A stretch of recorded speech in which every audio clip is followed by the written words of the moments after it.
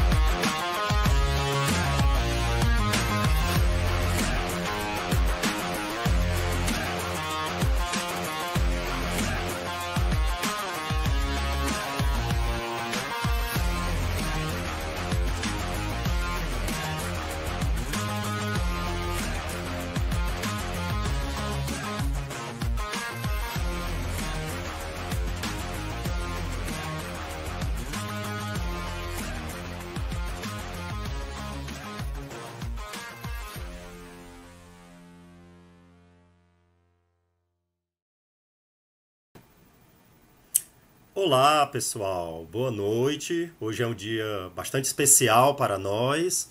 Estamos aqui no Parajás Podcast, realizando a edição número 48. E esse evento é organizado pelo Instituto Parajás.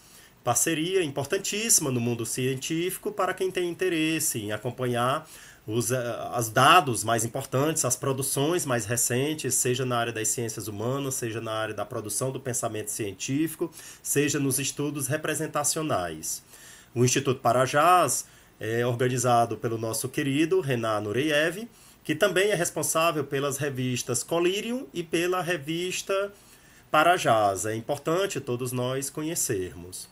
Hoje o tema é bastante importante. 2 doses de cachaça, representação negra no Museu Senzala Negro Liberto, museu que fica aqui no interior do Ceará, na cidade de Redenção. Ora, pessoal, como sempre, a meta do Instituto Parajás é promover debates que sejam democráticos e por isso torna o evento de hoje muito importante. Contamos com a presença de 2 importantíssimos convidados. O primeiro dele é o José Ayrton Soares Neto, graduando em Direito pela Universidade Federal do Ceará, bolsista PIBIT, atuante na Rede Estadual do Ceará e pesquisador nas áreas de Teoria da História e Ensino de História, a partir das histórias em quadrinhos. Neto, seja bem-vindo ao Parajás Podcast. Pode fazer a sua fala inicial. Obrigado, professor. Obrigado, professor Daniel. Boa noite a todas, a todos. Eu estou aqui hoje na condição de autor do artigo que leva o mesmo nome que é o título do episódio, 2 doses de cachaça, né? Para compartilhar um pouco sobre a nossa pesquisa, minha e do convidado que ainda vai ser apresentado, e que a gente está aqui para falar de um museu no interior do Ceará, em Redenção, né? Redenção, que é a notada cidade do Brasil, que foi a primeira cidade a abolir a escravidão no Brasil, né? Carrega esse título, por assim dizer. E que ela conta com o Museu Senzala Negro Liberto, né? A partir de um estudo em locus, meu e do Andrei, meu coautor do trabalho, nós conseguimos fazer um artigo, né, pensando esse museu a partir das representações negras. E viemos compartilhar com vocês aí da audiência um pouco do que vem ser esse trabalho, né, e pensar a museologia, o ensino de história e a representação negra no Ceará. Desejo boa noite novamente a todos e saudar os meus colegas de mesa. Vamos fazer um debate aqui muito prolífico, né? Espero que seja, assim, muito enriquecedor a todos. Excelente, Neto. Muito obrigado pela gentileza. O nosso segundo convidado é Andrei Teixeira Cavalcante, graduando em História pela Universidade Federal do Ceará, voluntário no programa de extensão Núcleo de Documentação no DOC da UFC. Andrei, seja muito bem-vindo. Fique à vontade para fazer a sua fala inicial. Bom, primeiramente, né, queria agradecer aqui pelo convite de participar da minha primeira participação em um podcast, né, e também de exibição de uma pesquisa que a gente fez, eu e o Neto, né, e também agradecer ao Neto também que me convidou a participar dessa pesquisa, né, que é bastante importante, certo? A gente não foi o único a tratar sobre o museu, mas acredito que é uma contribuição válida para tratar sobre a narrativa que é ali posta. E como o Neto falou, na eleição, a primeira cidade a abolir a escravidão, que se vende bastante com esse discurso, o museu ele se articula justamente nessa pegada, certo? Bom, Pode acredito que é continuar, isso. Andrei. Não, tranquilo. Perfeito, pessoal. Muito obrigado pela gentileza. Então, vamos começar o nosso debate. Tem alguns elementos importantes. E por isso, Andrei, queria então começar com algumas perguntas que são importantes, principalmente para o nosso público, entender o sentido de todo o debate que faremos nos próximos minutos. Andrei, o que que nós entendemos hoje no mundo acadêmico como Pacto da Branquitude? Perfeito. A autora Constantine isso muito bem, que escreve sobre isso, a Cida Bento, né, no livro dela sobre o Pacto da Branquitude, né, o Pacto Narciso, né, ela vai primeiramente partir esses estudos, né, da própria experiência de vida dela, e a partir de um relato do filho dela, que é bastante interessante, que ela deu, que joga ela, e checa a questão saudável.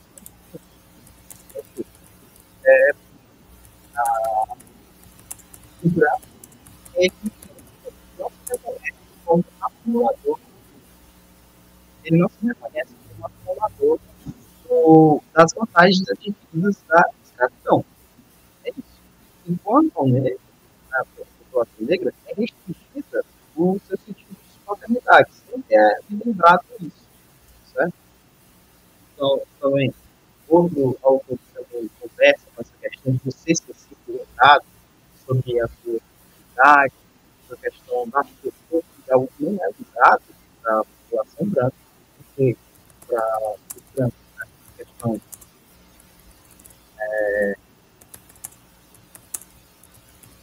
da identidade para eles é tratado de forma como o normal, como se fosse o universal, enquanto ao negro, somente o outro.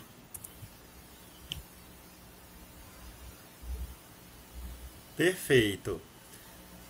Andrei, tendo isso em mente, de que maneira nós podemos entender a relação entre o Pacto da Branquitude e o racismo estrutural? E aí, se você já puder definir o racismo estrutural, também será bem importante para nós.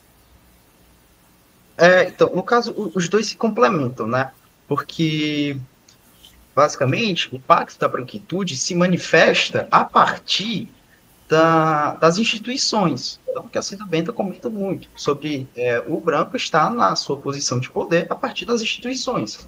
E isso influenciando totalmente numa instituição racista, né? Então, o que acontece? Quando se fala da questão estrutural, que no caso, utilizando aqui, né, do Silvio Almeida, né, no livro dele sobre racismo estrutural, ele, a partir do momento que desmonta sobre as teorias que seguia a partir do racismo, então, por exemplo, a questão individual tratava o racismo como forma individual, como se fosse aquela pessoa que cometeu o ato, que foi racista, é um problema exclusivamente dela, né, como se fosse algo patológico, psicológico, e não estivesse envolvido com o convívio que essa pessoa tem com outras, né? A partir disso, desenvolve-se também outra teoria relacionada ao racismo, que é o institucional, certo? Que é o que já dá um certo salto qualitativo, porque não individualiza mais o problema, trata o problema como coletivo, né? O estrutural, nessa toada, ele qualifica mais ainda o debate. Então, trazendo aqui do paralelo, né, da Cida Bento, ela comenta muitas experiências próprias, e quando eu estava trabalhando na instituição, em que a galera que estava no poder, a branquitude, nessas instituições, demandavam um tratamento, não tinham a demanda por exemplo, pessoas negras trabalham na questão da recepção, sabe? O que ela comenta. Ou então, algo que é muito comum da vivência até hoje dessas pessoas, certo? Quando vai fazer entrevista de emprego, tá andando no ônibus, ou então no metrô, como fala muito bem aqui, né? O Fanon, no Pele Negra, Máscaras Brancas, né?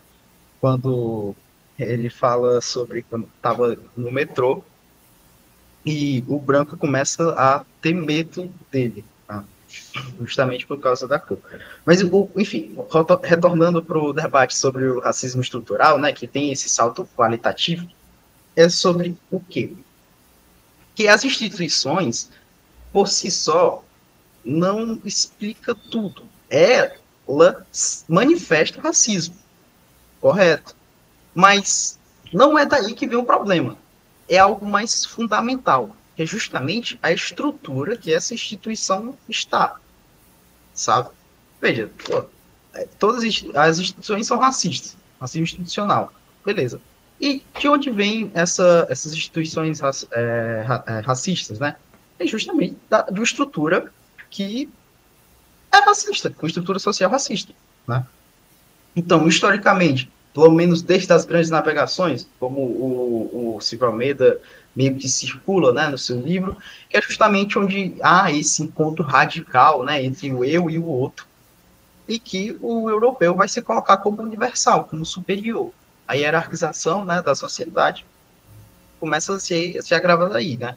Futuramente vai se adaptando às suas teorias, buscando justamente a hierarquização, a separação do europeu, visto como universal, com o outro inferior, e hierarquizando cada vez mais a sociedade, até chegar, basicamente, aqui, um pequeno salto aqui, no século XIX, que se tem as teorias racistas, que, caso como a Lilia Schwartz, né, no livro dela, perdão, esqueci o nome agora, mas ela trata sobre as teorias raciais do século XIX, que tem impacto até hoje.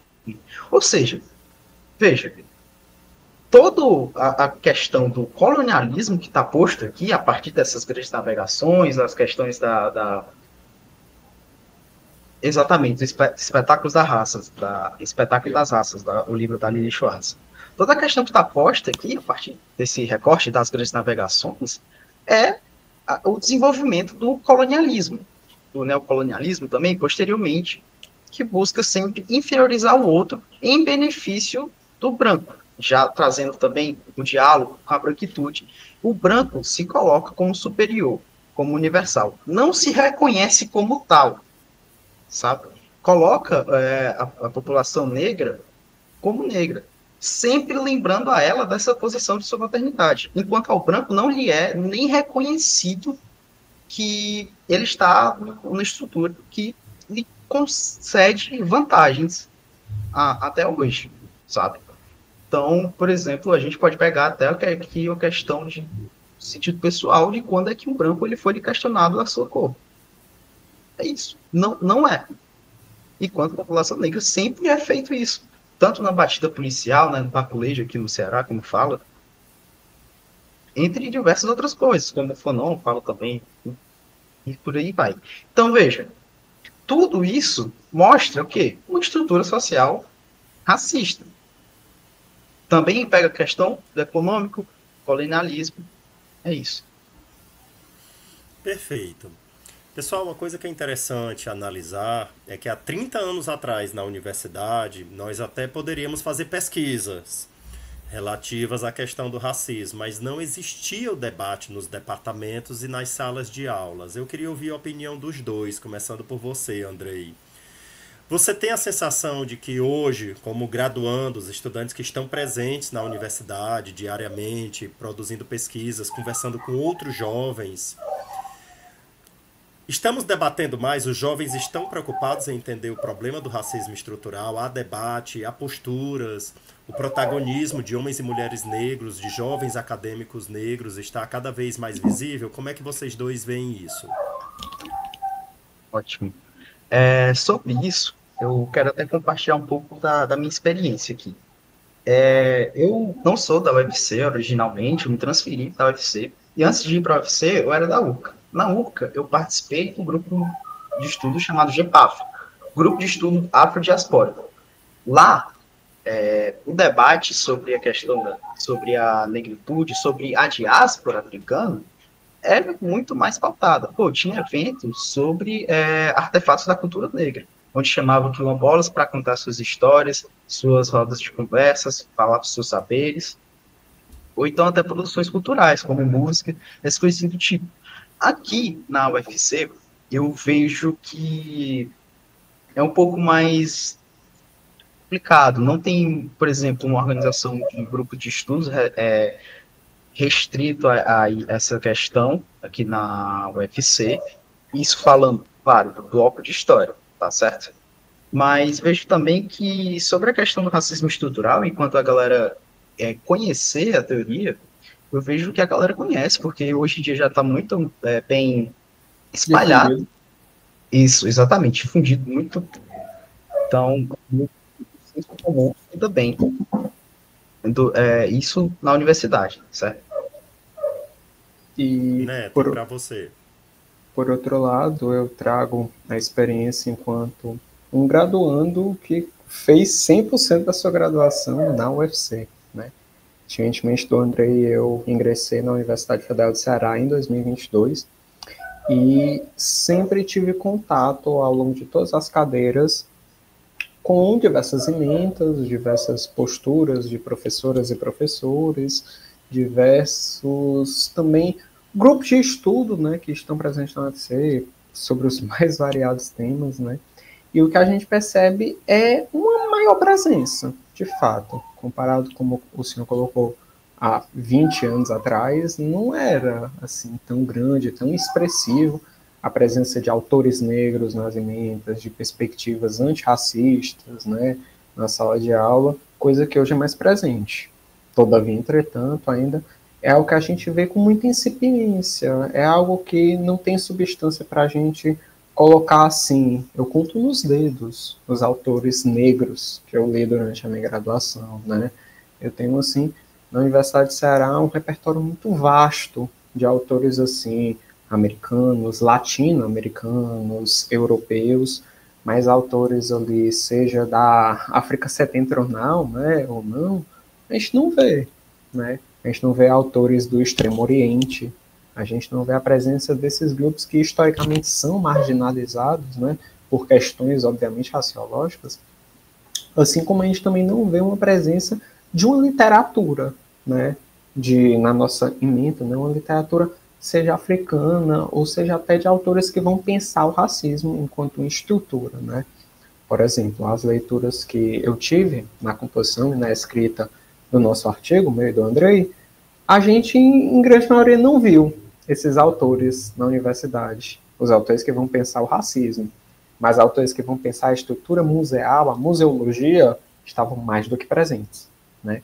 Então, assim, na universidade, a gente tem um amplo repertório sobre muitas coisas, mas ainda se vê muito presente uma literatura e uma ementa ainda muito embranquecida pelo tempo, é claro.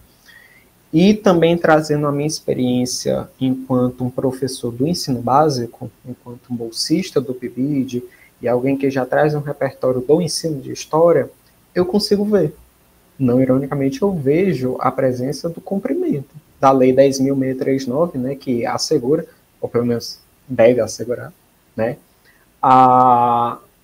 o estudo da história afrodiaspórica, afro-brasileira, né, nas emendas nos currículos de história. E a gente vê isso acontecendo.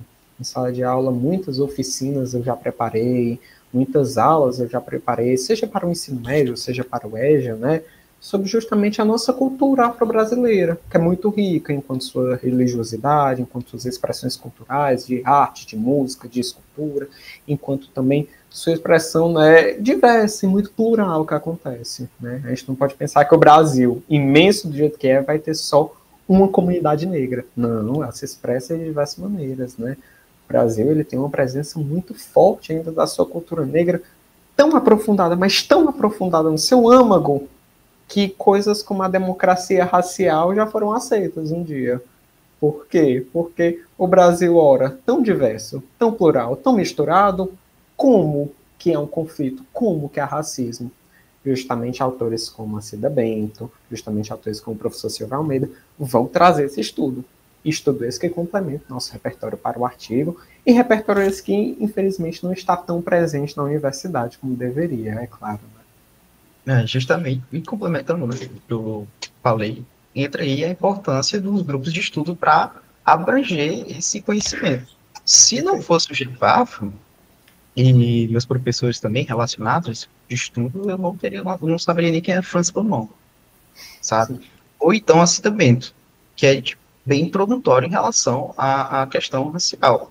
Muito importante, né? Bem introdutório, ou então teria noções básicas sobre racismo, enquanto reconhecimento da branquitude, sabe? E reconhecer enquanto branco, porque nunca me foi questionado isso, tá? Então, foi muito importante o grupo de estudo. Perfeito, pessoal. E agora em termos de Ceará, o racismo no Ceará. O que nós sabemos de dados? Quais são os elementos que vocês consideram ser importante ser dito? E como nós podemos pensar, compreender o racismo no Ceará hoje? Ele existe, não existe? Como ele se manifesta? Perfeito. Quer começar? Quer começar? Posso começar aqui, vamos... Cuida. O Ceará, tal qual com Redenção, né, se vende como a cidade, a terra do sol, da liberdade. Né? Então, a abolição, em 1884, ela é um marco fundante do Ceará, até hoje, nas questões de propaganda do governo, então, do município. Né? Só que é importante notar que, durante muito tempo, o próprio Instituto do Ceará buscou inviabilizar a presença negra aqui no Ceará, certo? Então, se você for pegar alguns autores do Instituto, como o Américo Barreira, ele vai falar que aqui no Ceará era melhor do que na Bahia, porque aqui não tinha sido feita uma mestiçagem com a população negra e sim com o índio. Na visão do América, isso foi positivo, diferentemente da Bahia, que faz essa comparação. E isso muito bem analisado, inclusive, né, pelo professor Eurípides e o Frank, tá?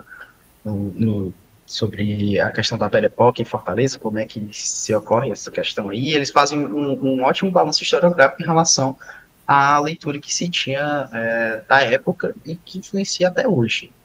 E também, vamos lá, aqui, partindo para, né, no caso, a abolição de 84. O pós-abolição também é muito importante para a leitura de Redenção, do museu. Veja, com a relação, né, de paternalismo que vai se ocorrendo lá, tem uma relação de controle nisso, isso já após a abolição. É interessante notar que, quando ocorre a abolição, a maioria dos escravizados, por volta de uns 2.000 escravizados, segundo o artigo do Eurípides, do Frank, tinha 2.000 escravizados, certo? Essas pessoas, essas populações negras, no caso os escravizados, agora libertos, os rurais, eles vão continuar a sua condição trabalhando, por exemplo, canavial, em Redenção, a exemplo, tá? Muito importante para a gente compreender a posição que se encontra o museu hoje, ou então no âmbito urbano, vai ter outras demandas. Às vezes viram flagelado da seca, que vai ter futuramente, e assim vai. em relação a um contexto aqui mais presente, né, no Ceará, eu vou contar uma experiência minha também. Essa semana veio um agente censitário aqui em casa do IBGE, né, para fazer os censos, que são feitos de tempos em tempos, né. E minha avó chegou e perguntou, para que isso está medindo, né, o que isso está aferindo. E aí a resposta que eu disse foi justamente pensar quem trabalha, com o que trabalha, mas também uma coisa que eu disse para minha resposta foi qual é a nossa população, o quão embranquecida, né, ela está. Nossa população em termos de brancos, pardos, uma categoria que o IBGE coloca, negros, indígenas, né, o quanto ela está. E no nosso artigo, não sei se o André lembra, mas eu coloco que, segundo os dados do IBGE, né, em termos de 71% da nossa população não se reconhece como branca. Se reconhece ou como parda, ou como indígena, ou como preta mesmo, né? E de tal forma, o nosso Ceará ele teve uma presença de uma grande população que não vai ali se identificar nessa categoria de branco, né? E isso no presente é algo muito expressivo. Por quê? Porque apesar do Ceará não se reconhecer, em maioria, quanto branco, nosso racismo ainda é muito presente. Eu acho muito difícil alguém que viva aqui na Terra da Luz, né, como o Andrei colocou, achei maravilhoso, alguém não ter visto um caso de racismo. Seja consigo mesmo, seja com um colega de trabalho, seja com alguém na rua, alguém no restaurante, né, de diversas formas, né, porque olha como é uma estrutura tão refinada, tão sofisticada, que o racismo ele muitas vezes não se entrega. Às vezes é simbólico, às vezes acontece por forma de discriminações outras, né? Porque, veja bem, se você é um homem negro, você vai sofrer coisas que uma mulher negra acaba não sofrendo, né? E isso, na formação histórica do Ceará, sobretudo no município de Redenção, vem com outra carga, porque existe a nossa grande contradição. Uma terra que bate no peito e diz: somos a terra que libertou os escravizados antes da Lei Áurea, mas também é uma terra que, em termos de violência policial, né, a gente vê que a violência policial, segundo também dados do IBGE, triplicou do ano retrasado, né, de 2023 para cá, principalmente com populações negras, periféricas, marginalizadas, que ano após ano vão morrendo, seja por violência policial, seja por um acúmulo de desvantagens onde o Estado não consegue chegar, né? Coisas que são ou deveriam ser, né, direitos básicos, acabam não sendo garantidos para essas populações, né? Infelizmente, o dispositivo da raça ele tem que ser o primeiro a ser ativado para se pensar por que as pessoas negras morrem mais, né? Estudos devem ser conduzidos a respeito disso. Nosso trabalho ele vem para pensar a representação negra e pensar como essa representação traz uma forma ou outra de enxergar o negro na sua construção histórica no município, né? Perfeito. Inclusive, desculpa interromper, Daniel, mas só complementar algo interessante que diz muito também sobre o pacto da branquitude, é justamente sobre as sociedades libertadoras que se tem aqui no Ceará. Em suma, são pessoas brancas e que vão se implicar com as pessoas, as heroínas, né, os heróis, que salvou o Ceará, foi super bonzinho e libertou os escravizados. Tem essa Foi narrativa. concedido, né? Exatamente. Muito bem colocada a questão do concedido, porque esse concedido sobre certas condições. Então, pô, você tá livre, mas tu vai trabalhar comigo, mas você é livre, sabe? E algo que a gente vê um pouco semelhante em relação do Museu Senzala, Negro Liberto, de forma, não sei se foi, né, uma condição, no caso, aberto, ou então foi velado, mas independente, é uma continuação desse passado. E Sim. não se tem esse reconhecimento do Pacto da Branquitude lá. Né? É Sim, isso. até porque, trazendo o contexto do museu, né, é pensar que, segundo o levantamento de fontes que a gente teve, no município de Redenção, não especificamente ao museu, que antes era um engenho, né, esse grande museu que a gente está falando, para quem não conhece, antes era um engenho, tá? Um engenho esse que fazia cana-de-açúcar, cachaça, né? E hoje cumpre a mesma função, mas também dividindo espaço com o museu que vai pensar a representação do negro. E aí, segundo um levantamento de fontes feitas por mim e pelo Andrei, a gente percebeu que boa parte dos escravizados que haviam no Ceará quando foram libertos em redenção, ali em 1885, tal, que é quando a redenção liberta seus escravizados, antes da Lei Áurea, né? Essa é a grande forma de redenção, vão colocar esses escravizados libertos para fazer um trabalho de homens livres, mas cumprindo a mesma carga horária, ganhando menos do que homens brancos, e morando ainda em condições, não de senzala, mas condições bem precárias, né? Isso dividindo aquele mesmo espaço. Então, quando a gente pensa assim, o que a escravidão tem acontecido até 1888 no resto do Brasil, em redenção antes, o que me disparou, assim, o que foi uma grande pergunta geradora para mim, foi de pensar, tá, foi liberto antes, mas o que isso gerou de positivo e de negativo? Essa representação, né, faz a gente pensar que essa concessão que houve não foi só uma concessão, foi uma mudança de regime de trabalho que não mudou em dados materiais, em dados que podem ser expressos na realidade, né? E assim, eu acho que é bastante já assentado na historiografia que o movimento assim, abolicionista que houve no Brasil, ali no final do século XIX, não foi um movimento que aconteceu por benesse, por assim, boa vontade dos governantes. Aconteceu por uma grande pressão de movimentos sociais, movimentos políticos externos, né, que o Brasil estava nessa confluência gigante. Não à toa, quando a escravização acaba no Brasil, ou pelo menos legalmente acaba, juridicamente acaba em 1888, no ano seguinte existe a proclamação da República. Existe um grande arranjo ali no Brasil. E nós, enquanto historiadores, temos que pensar essas representações, essas construções históricas no país, né? Porque não acontece de uma hora para outra. Acontece por quê? Como? A partir do quê? Né? E eu vejo o ensino de história, sobretudo a museologia, trazer esse debate. Quer falar alguma coisa, André? Não. Perfeito. Pessoal, os dados do artigo de vocês trazem alguns elementos que geram curiosidade. Nós sabemos quantos museus hoje temos no Ceará? Existe algum dado sobre esse panorama geral que os ouvintes deveriam saber?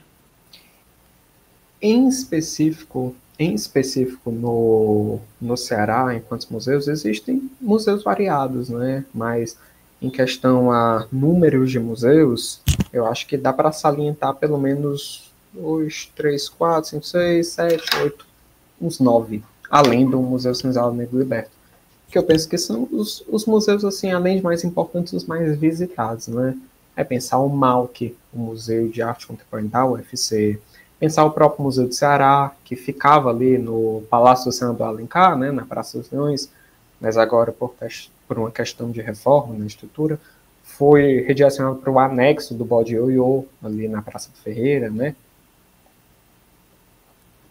O Museu da Fotografia, que é um museu privado lá na região da Aldeota, do Meireles, né, que também é muito visitado, o Museu da Imagem e do Som, perto do Palácio do Governador, ali, a Casa José de Alencar, que abriu o museu, que inclusive é algo que, fazendo um pequeno parênteses para falar da Casa José de Alencar, ela é atualmente dirigida por um professor nosso da UFC, meu e do André, né, o professor Leandro Bulhões, ele é o atual diretor da Casa José de Alencar, e ele conduz lá um trabalho muito bom, em relação a pensar o museu enquanto um espaço de resistência contra-hegemônico.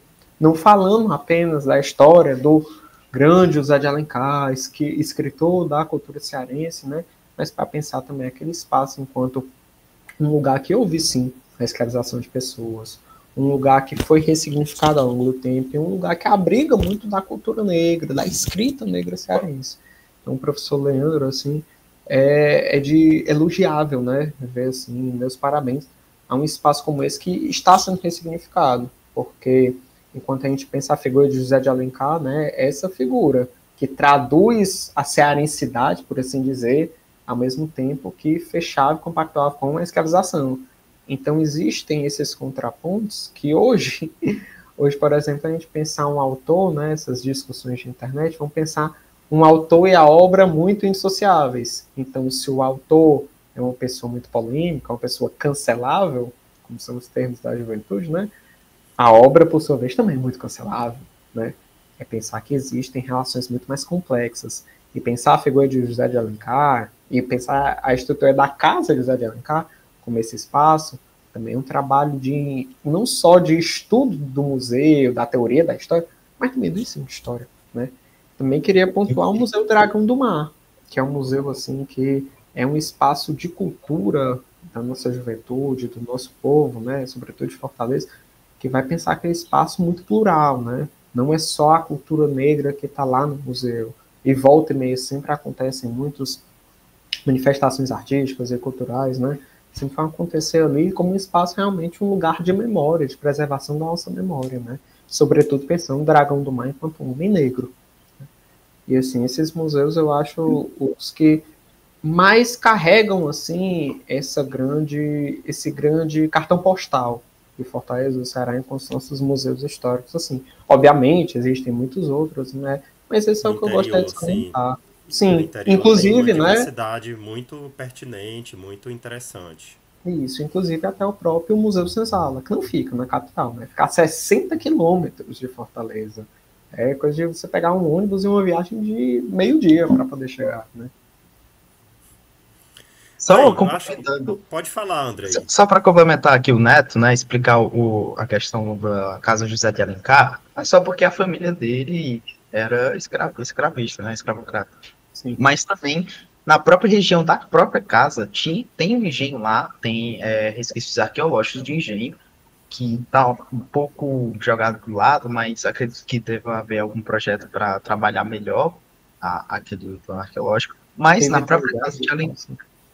justamente, mas na própria casa, na narrativa, né, da casa José de Alencar, tem-se toda a preocupação em relação a esse passado do autor, da família do autor, e também na organização de eventos, tá? Então, tipo, tem a organização, por exemplo, de rodas de capoeira lá, entre diversos outros. Perfeito. Bem, agora podemos conversar mais decididamente sobre o Museu Senzala Negro Liberto. Pessoal, o que é que nós podemos saber sobre o museu? Qual é a proposta dele? O que é que vocês têm de dados sobre eles? Por que pesquisar o museu e o que é que chamou a atenção de vocês do ponto de vista historiográfico? Perfeito. Eu acho que começa uma parte assim, um pouco mais de trazer um repertório maior de dados, né? Eu queria começar falando, André. E assim, bem, o Museu Senzala Negro Liberto, como eu falei na minha fala anterior, é um museu que não fica na nossa capital, fica a 60 quilômetros de Fortaleza. E é um museu que é muito visitado, né? Na escola, assim, no ensino fundamental, assim, né? As nossas escolas, a prefeitura, né, ou escolas privadas, elas geralmente fazem passeios ali quando os alunos estão sendo introduzidos no tema de escravização, tá, os colonialismo no Brasil. A gente visita porque ainda é um engenho, o Museu Senzala, muito conservado, né? O Museu Senzala, ele hoje em dia pertence à atual família do Hipólito Rodrigues, que é o atual proprietário do museu, e também dono da Cachaça Douradinha, né? Cachaça Douradinha é uma grande marca ali de redenção, né? Muito presente, que ela é produzida durante o período da colheita da cana-de-açúcar no próprio espaço do engenho que ainda funciona no Museu Senzala, né? E o Museu Senzala, ele abriga uma casa grande no lado de cima, como a gente aprende na escola, e uma senzala abaixo, né? E é um espaço lá em que, além de carregar documentos pertencentes à Casa Grande do período da colonização, 1700, 1800, também carrega ainda na parte da senzala, né, muitos aparelhos que foram usados nas torturas, muitos grilhões ainda, é um espaço assim conservar de maneira a fazer quem está visitando ter uma experiência muito imersiva, tanto na casa do período colonial, como também na senzala, né? E a partir daí, a gente pensar esse espaço do museu, enquanto uma proposta assim imersiva, é pensar a representação da figura do negro, do escravizado que lá vivia, né? O Museu Senzala aí divide o seu passeio, né, sua exposição em dois momentos. Um momento primeiro para ver e conhecer um pouco da Casa Grande e um segundo momento para conhecer da Senzala e do Canavial de Cana, que ainda funciona como eu falei. E esses dois momentos têm caráteres muito distintos. Eu e o Andrei, a gente teve primeiro o interesse de pesquisar isso por um trabalho de uma disciplina da faculdade que nós fizemos juntos, né? E pensar esse museu enquanto um espaço de memória da cultura negra e decidimos visitar. Quando visitamos, fizemos nossa pesquisa em locus, vimos que dava para fazer lá, tirar e extrair dali um material de pesquisa muito robusto, porque como o museu conserva muitos documentos e a história de redenção também se vale dessa primeiro espaço onde libertaram os escravizados, a gente pensou, cara, isso dá assim, um trabalho fantástico. E a gente viu que tinha poucos, né? Apesar de ser um museu muito visitado no interior, a gente viu que eram uns poucos os trabalhos que a gente conseguiu achar em bancos de dissertação, de tese, de universidades, até mesmo da própria Unilab, que é a Universidade de Luz Brasileira, que fica em Redenção, em Baturité. Então a gente fez a pesquisa. Chegamos no museu e visitamos todo o espaço, extraímos lá as nossas considerações e vimos que a principal assim, coisa que o museu carece, a principal falha do museu, se podemos dizer dessa forma, é a sua representação da cultura negra. Eu vejo que, enquanto grande acerto do museu na conservação de todo esse material, de todos esses documentos históricos, esse museu ele não representa de uma maneira muito acertada a cultura negra, por dois motivos, na minha avaliação, né? Nosso artigo a gente diz que a carência de um profissional da história, de um historiador, ela é muito importante em momentos como esse.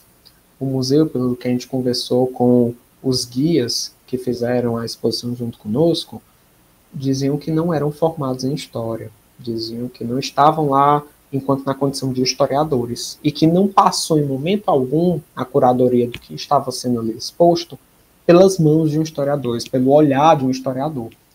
Isso é um grande problema porque pensar essas representações deslocadas da história acaba caindo em falhas que vão reforçando, reendossando esse lugar da branquitude que o André falou nessa fala inicial dele. Porque quando a gente está na Casa Grande, por um momento, enquanto tudo está acontecendo, a gente até esquece que ali foi um lugar em que houveram pessoas escravizadas.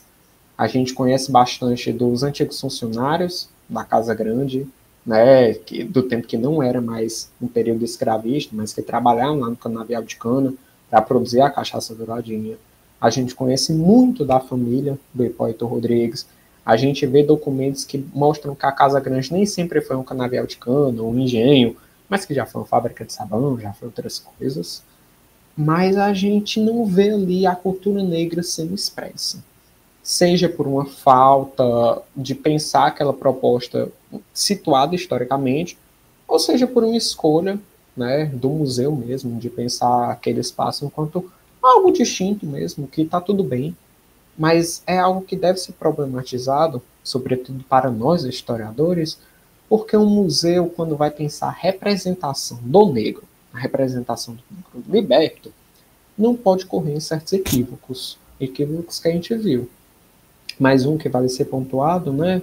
Quando a gente desce para a senzala, em muitos momentos a proposta museal, né, ali é trazer uma abordagem muito leve, tendo em vista que a maior parte de quem visita esse museu são pessoas que ainda estão na escola primária, né, no ensino fundamental, muitas vezes não estão prontas para certas discussões aprofundadas da historiografia, sobre escravidão, que realmente são discussões que são muito pertinentes, mas que são muito carregadas. Carregam ali um peso, um teor um tanto mais profundo, né? E a proposta que o museu adota, já que eu e o André, nós vimos mais de um guia, né, expondo aquilo, é sempre uma proposta um tanto, de certa forma, jocosa. De certa forma, tratar a figura do negro ali com muitas anedotas, piadinhas ali que não são piadas inconvenientes, mas piadas eu vejo que para aliviar o clima, mas que muitas vezes não é o momento. Não é o momento de escutar um gracejo ali, quando você está falando de pessoas que perderam a vida na escravização, um momento ali um pouco mais denso. Então, as propostas do museu, assim, para pensar a figura do negro, carecem de um historiador mediano, carecem da figura de um historiador como curador e carecem, sobretudo, de pensar o negro historicamente. Pensar o negro enquanto escravizado, o que é verdade, aconteceu, estava ali, mas não situam ele em redenção, não situam ele num cenário de colonialismo por todo o país, e isso acaba incorrendo em certos problemas. Eu penso, eu acho que o Andrei concorda comigo nisso, que a figura do Museu Senzala tem uma potencialidade enorme de pensar a representação do negro, mas muitas vezes, assim, acaba tropeçando quando vai situar a figura do negro, que é a proposta principal do museu, né, Andrei? Justamente.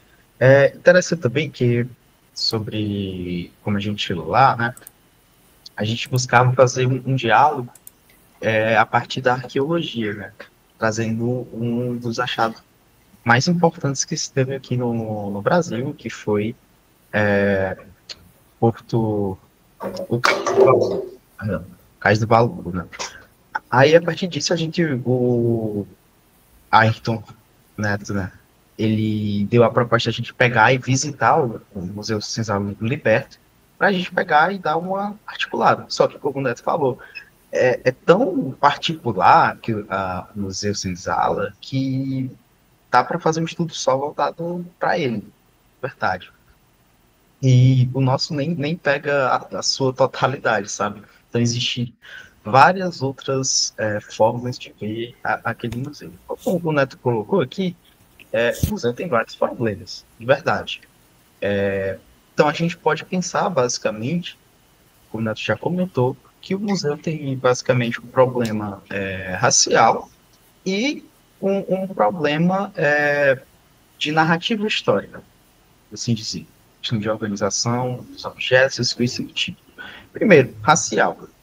Trata os escravizados, ou então ex-escravizados, seus descendentes, de forma que eles não são reconhecidos como sujeitos ou agentes, basicamente. O único momento que se tem isso é quase no final do percurso, que é justamente depois que você sai, antes do canavial, depois que você sai da senzala, você entra numa sala e que o guia comenta sobre a religião de matriz africana e mostra alguns orixás, dando breves explicações de cada um e fica por isso. Esse é basicamente o único momento que trata os escravizados como pessoas. É isso. Porque o resto, como o Neto falou, tortura, morte também. E interessante que, ainda nessa questão do problema que se tem da organização a partir do racismo, né? Tem uma parte no museu que é um pouco do início, que é uma sala uma sala de estar. Tem basicamente 3 paredes nessa sala, né? Então, na direita tem uma parede com quadros dos trabalhadores da fazenda, enquanto que na esquerda tem quadros da família do atual dono, em momentos de lazer, em momentos felizes, casamento, andando de moto, de carro, enfim, todos felizes, contrastando totalmente com a outra parede, os trabalhadores. Esses, em sua maioria negros, que também, como o Arilson fala, né, muitos dos ex-escravizados, eles não tinham para onde ir, não teve uma política de suporte, ou então, ao menos, né, para dar uma terra para eles sobreviverem. Não, às vezes, tipo, ficava livre e continuava trabalhando no seu antigo local de trabalho. É isso. E acontece paralelamente a isso em redenção, como ali em São Paulo. Muitos dos ex-escravizados continuaram nos seus trabalhos nos canaviais, tal qual na fazenda, né, do Museu Negro Liberto, certo? Enfim, continuando. Interessante também notar nessa parede, né, desses quadros, tem as descrições que tem. Por quê? Veja, a pessoa que decidiu colocar isso, imagino sobre a aprovação do próprio dono da fazenda, coloca os trabalhadores de uma forma muito vazia. Todos eles são ligados exclusivamente à fazenda. Existe um breve texto falando, ocupou tal cargo, foi gerente não sei quanto tempo, iniciou seus trabalhos antes dos 20 anos e ficou até tantos anos, sabe? É comum até você ver quadros falando das pessoas começando a trabalhar muito jovens e saindo apenas 50, 40 anos depois. E isso não é criticado em nenhum momento. É visto de uma forma até positiva, Sim. sabe? E enquanto não trata esses trabalhadores como colaboradores, que ocorreu nas descrições sim, teve, fulano de tal colaborou com a família por 50 anos, agradecemos demais essa pessoa. E nessa sala não termina por aí não, porque nessas duas paredes, né, constatando, extremamente escancarando aí, não só o racismo presente no museu, mas também o Pacto da Branquitude, certo? E tem a terceira parede, que converge nessas duas, onde tem a imagem de uma mulher já idosa, né, na imagem, em qual está escrita, que é já falecida, morreu em 2022, tá? A Maria Estela. E ela só é tratada como filha de ex-escravizada. Ponto. É isso. Ela só é tratada assim. E é interessante que, tipo, quando o Kia fala isso, fica o filho de ex-escravizados por isso. Não tem nenhuma questão de pegar essa problemática, escancarar. Pô, galera, vocês estão vendo aqui que isso aqui não terminou ainda, né?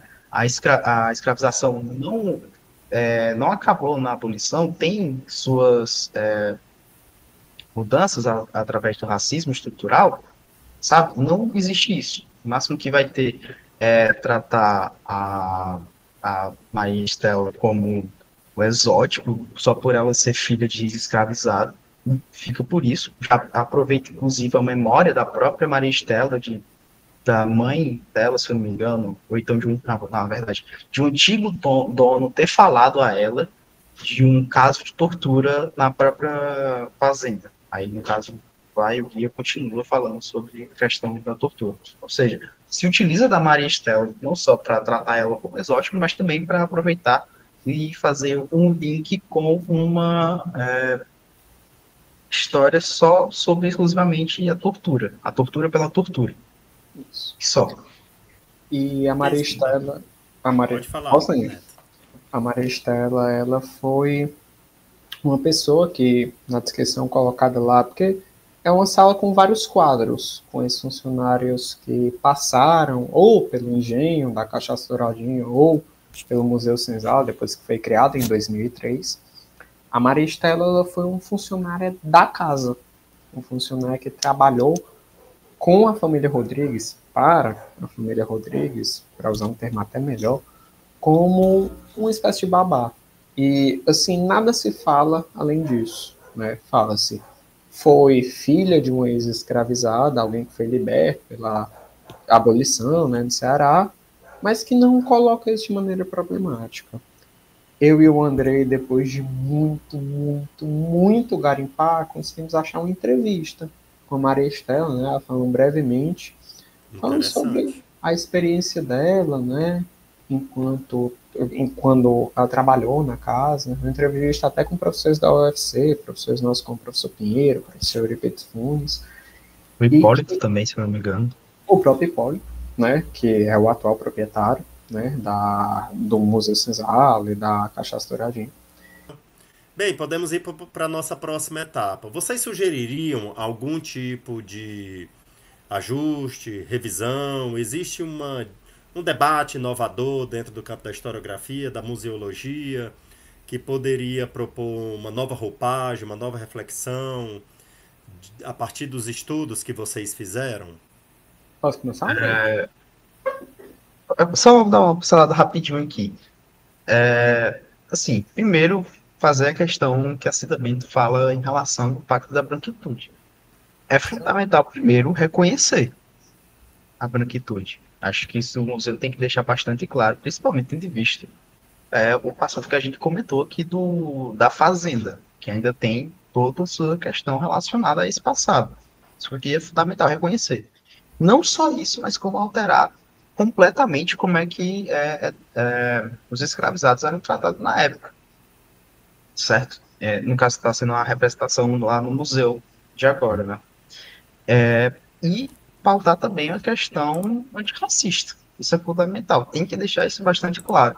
Porque se deixar isso entre meias palavras, não fica muito claro, não. Tem que ser assertivo em relação a isso. É necessário uma educação museológica antirracista naquele museu, certo? O Neto pode continuar em relação às partes mais específicas, como a questão de um guia formado em história, uma curadoria, né?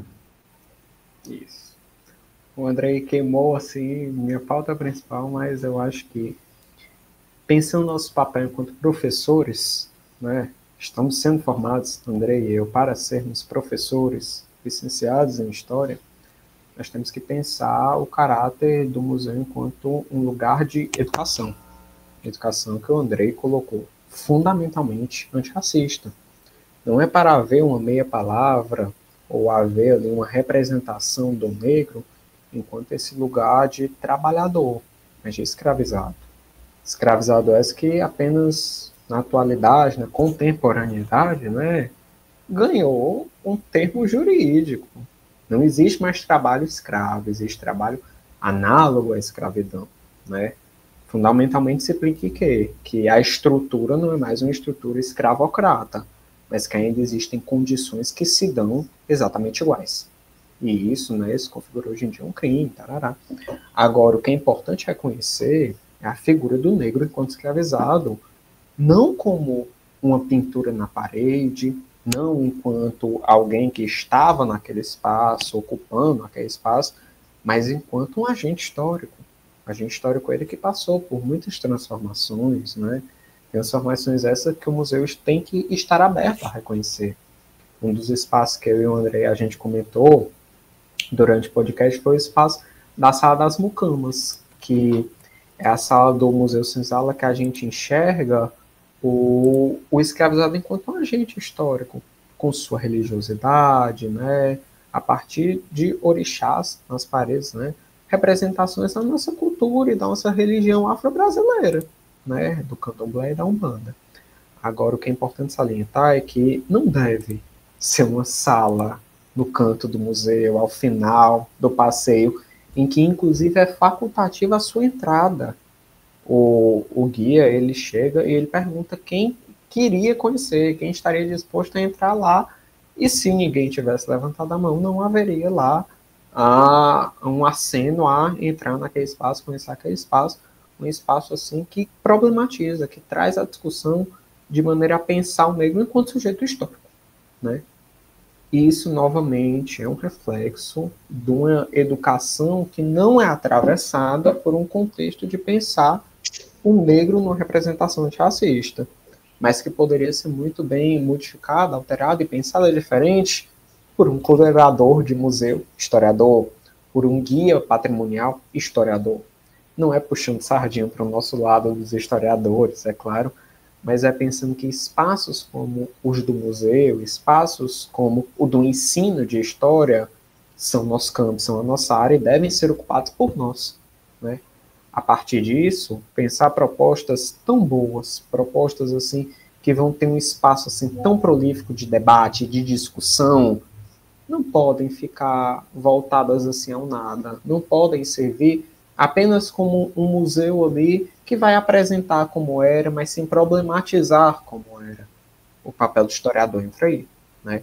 Então, eu e o Andrei, nós trazemos como uma consideração, uma grande consideração final do nosso trabalho, que o historiador, enquanto educador patrimonial, enquanto professor, enquanto pensador e agente político, é óbvio, não vai colocar a figura do negro em certos locais assim da história à margem.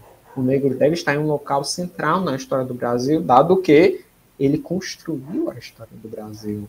E é um local, é óbvio, incômodo. É um local que, de certa forma, machuca quem está em posições de poder e de privilégio, mas que não deve ser delegado à margem, não deve ser delegado a uma sala ao final do museu, não deve ser delegado a um espaço em que a gente pense a figura do negro ali como um sujeito com sua religiosidade, com sua arte, com sua língua, né? Mas que deve ser pensado como um agente que construiu o Brasil. E isso a gente, enquanto historiador, tem mais do que as ferramentas necessárias para pensar, né? Nossa reflexão final no trabalho é essa. É, de certa forma, um convite ao historiador a representar a sua categoria em espaços como esse, né? E que nós esperamos termos conseguido, né, na produção do artigo, na visita ao museu, e aqui compartilhando um pouco do nosso trabalho no podcast. E é justamente para a gente compreender que, basicamente, o museu, ele perpassa, ele reproduz uma educação não antirracista, na verdade, justamente o contrário, tá? Ele continua a questão da branquitude, do racismo estrutural, e também não existe uma questão educativa nele, né? O museu dá a impressão que é só para vender cachaça, é verdade. Tanto é que no final, durante o museu, é muito falado sobre isso, né?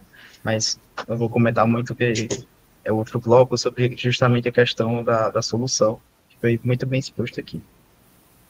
Isso. Perfeito, pessoal. Estamos nos direcionando para o encerramento. Antes de tudo, eu queria, em primeiro lugar, agradecer ao Neto, agradecer ao Andrei pela participação, pelas reflexões. É muito importante que os nossos ouvintes conheçam os artigos científicos que são produzidos, a maneira como os dados são levantados, a mecânica da problemática de pesquisa sobre os elementos da realidade que estão postos. Eu gostaria que vocês dois fizessem, a partir de agora, as palavras finais de encerramento, porém respondendo uma pergunta. É uma inquietação que eu acho necessária, tendo em vista a proposta que nós estamos trazendo hoje. Estudantes de graduação que ainda estão dentro do curso, estudando, se preparando para uma vida profissional. Andrei e Ayrton, na fala final de vocês, eu queria que vocês falassem um pouco sobre como vocês veem, mediante o tempo que vocês estão hoje na graduação, o futuro profissional do historiador. Quais são as expectativas, quais são as possibilidades, quais são os receios, como se preparar, como é que vocês se veem nessa jornada? Interessante a pergunta, e é um pouco desesperador, né? Se a gente for pegar e analisar as questões estruturais voltadas para a nossa sociedade, né? Então, pô, você vai ver na instituição pública está tendo o avanço do neoliberalismo. O governo não dispõe das verbas necessárias para uma escola sobreviver, sabe? Aí entra também a questão da precarização do professor, tem que dar o dia inteiro de aula, né? A questão da garganta aí também vai junto também. Acho que não só isso também, mas existem outras problemáticas também, justamente voltada para a questão estrutural, questão do ensino muito voltado para vestibular também, também um dos principais problemas que a gente tem a enfrentar, justamente no futuro, enquanto historiadores, né? Eu penso que justamente seja esse um dos principais problemas, né? A questão estrutural do neoliberalismo na nossa sociedade. É isso, que afeta diretamente o nosso trabalho. E para você? E para você, Assim, Neto? assim, tem uma expressão aqui no Ceará que diz que uma situação assim, um uma armadilha, por assim dizer, uma cruzeta, né?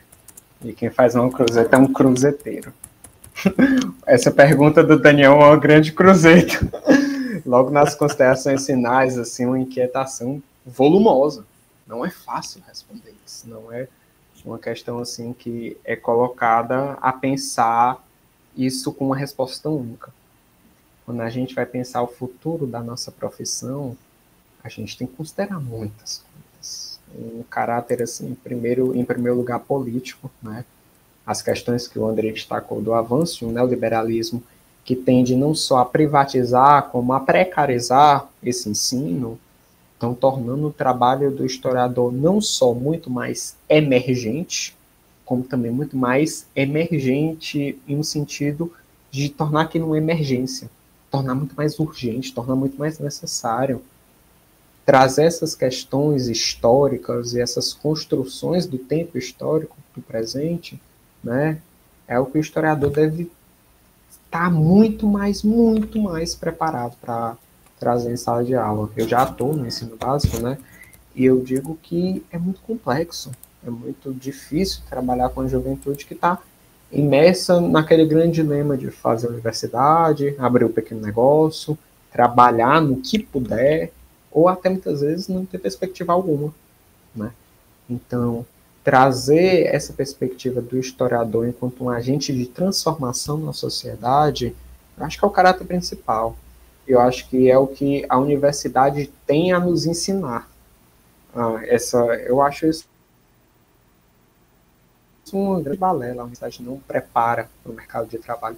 De certa forma, prepara e prepara bastante. Prepara nos ensinando a problematizar e a politizar certas discussões.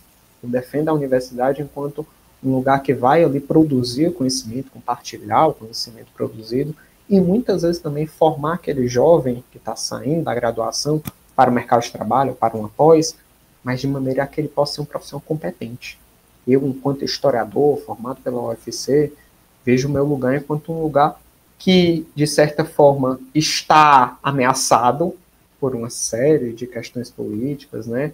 Como também é um lugar que profundamente coloca ali as questões a se pensar no nosso tempo. Eu vejo meu trabalho muito mais necessário atualmente, né? Quando eu entrei em História, eu achei que eu fosse um professor de ensino médio, que ia ensinar a história do Brasil, a história da Europa. Hoje eu vejo meu lugar de maneira repensada, hoje eu vejo meu lugar de maneira a um agente mesmo, um agente interventor na sociedade. Existem leis que garantem o historiador e a presença de um historiador em órgãos públicos como o IBGE, como até mesmo entidades museais, né? Museus precisam de um historiador segundo a lei 14.038 de 2020. Né? Eu pesquei essa lei aqui para mostrar que o papel do historiador não é só o professorzinho em sala de aula, mas é realmente um agente na sociedade ali que vai promover e potencializar mudanças. Né? Acho que respondendo a minha fala, é isso. Eu queria destacar mais uma vez, trazer imenso que foi estar aqui, compartilhar a nossa pesquisa, né?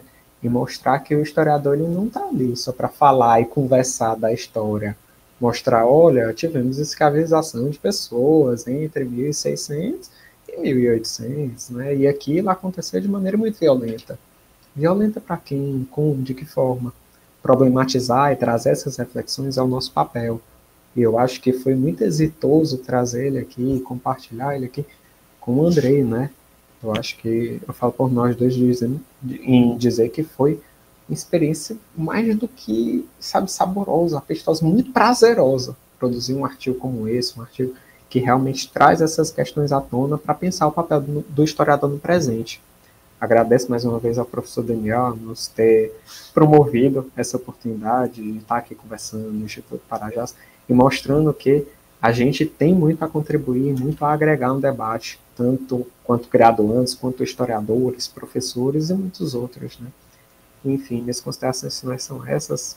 Obrigado, Andrei, assim, que, sabe, foi, assim, as minhas pernas e os meus braços nesse trabalho, sabe? Eu não teria feito nada sem você, Andrei. Mais uma vez, a orientação do nosso professor Daniel, assim, que a todo momento sempre estava lá reforçando, sabe? O que nós tínhamos que fazer, como fazer. E isso tudo não teria acontecido sem um trabalho coletivo. Foi um trabalho escrito a muitas mãos, assim, e que bom que ficou um trabalho, assim, de excelência. Um trabalho que mostra que a universidade produz e produz com qualidade. Isso.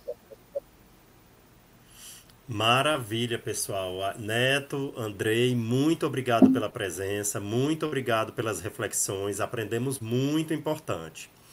O Parajás Podcast de hoje foi organizado pelo Instituto Parajás e pelas mãos talentosas do nosso querido Renan Nureyev.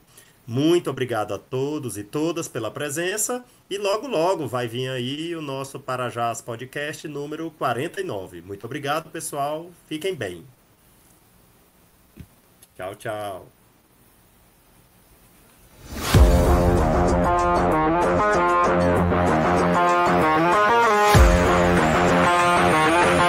Parajás Podcast.